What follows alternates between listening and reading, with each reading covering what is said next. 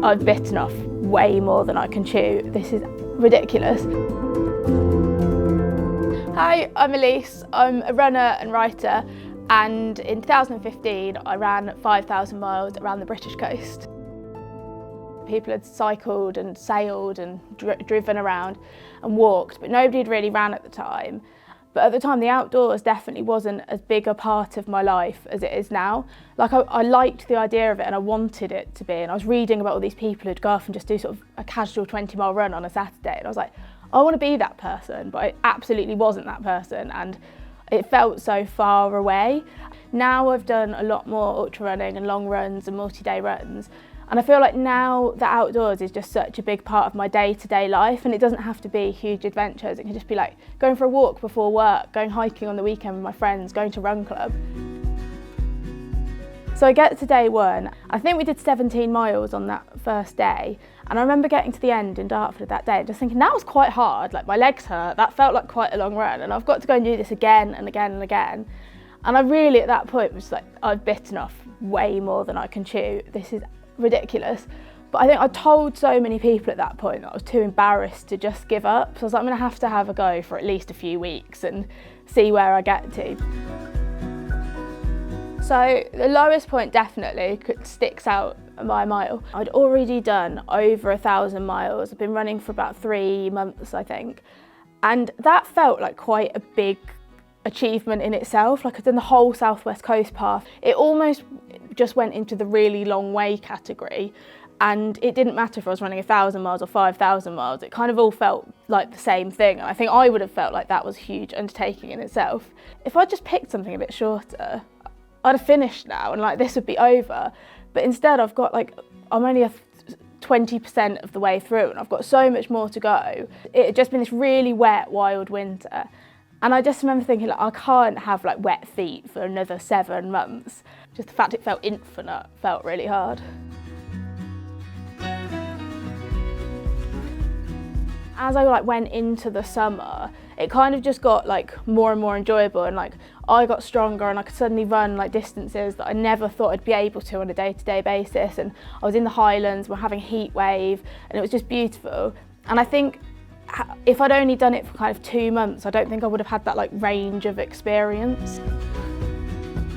Top 5 places. So I think if anybody does any stretch of the Southwest Coast Path, they'll love it. Such a like fantastic asset we've got. It's well signposted, well maintained, it's beautiful. I think the Pembrokeshire Coastal Path's fantastic as well, but like a bit shorter. I also absolutely loved the Isle of Arran, and I feel like just doing the Isle of Arran, you get to go your whole way around an island, and it's just, yeah, really rugged, really remote, and that'd be a great like weekend adventure in itself. The best beaches I thought were up in the north east of Scotland, sandy beaches that you could be literally anywhere in the world. And then I also really liked the Northumberland coast. You've got like really nice kind of dramatic scenery, but loads of castles and history and stuff. And as I started to go around, it just became a bit of a kind of domino effect of kindness, really. There were kind of people split into 2 categories. There were runners and outdoorsy people, and people who were actually like really excited about the adventure, and that was kind of their motivation for letting me stay. And then sometimes you get someone who just like, so maybe like their daughter like had followed me and asked them, said, oh, my parents like live near the coast, can you stay with them? And they weren't really interested in the outdoors at all, and they would just let me stay because they were like nice people, and they clearly found it a bit confusing what I was doing. And yeah, I just couldn't quite believe how people like welcomed me into their homes like that, and it was definitely like a real privilege and the best part of the whole adventure for sure. I budgeted about £10 a day, planning that I would wild camp, or obviously I was really lucky and ended up staying with a lot of people. But I do think doing something like the kind of thing I did, obviously if you go and do an adventure and you're like climbing Everest or rowing across an ocean, that's hugely expensive and costs like hundreds of thousands of pounds. But what I did didn't cost any more than kind of going travelling for that period of time or doing something like that. So although I was really lucky to be able to go and do it and feel like very privileged, I think it's kind of a much more accessible adventure than I think, and probably more affordable than people would think.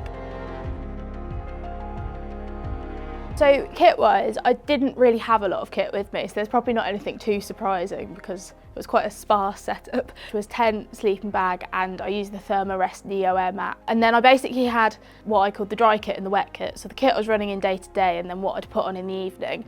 And I think my main, the best kit I had was the kit that was dry, and you have to make sure it stays dry, and I think that's my #1 adventure tip. I also carried Rubik's Cube around, which was not an essential and I wouldn't recommend, but I stayed with a family and I picked up the kids' Rubik's Cube, ended up staying up till about 2 o'clock in the morning doing it with his mum. And then the next morning she was like, go on, take it, you can finish it. And I had this vision that I'd spend the next 8 months practicing the Rubik's Cube and cross the finish line and do it in 30 seconds. And that didn't happen at all. I never touched it again, and it was a complete non-essential. So don't take a Rubik's Cube on an ultra run, I'd say.